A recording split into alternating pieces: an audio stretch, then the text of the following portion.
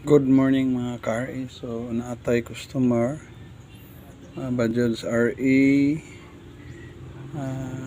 wala ni andar. So upon checking,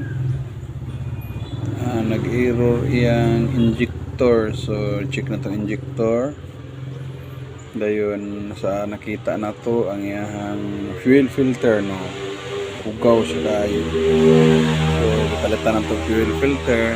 So ang nakanindot kaya ang iyang fuel filter same lang sa Yamaha Mio Sniper or Inmax, same lang sila.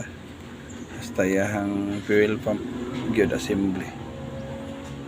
So muna ato giilis ang filter, no, kita ang tong kahugaw. So ang iyang throttle body assembly, so i-cleaning na lang nato. Basta ang injector ato na lang po siya i-cleaning.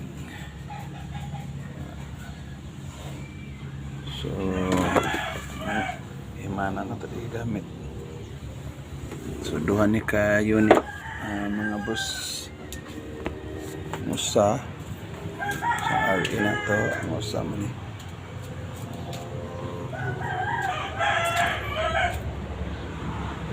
RS 200 in. So wag hapon andar. So check na to na lang. So sa takot to, update na next nga vlog.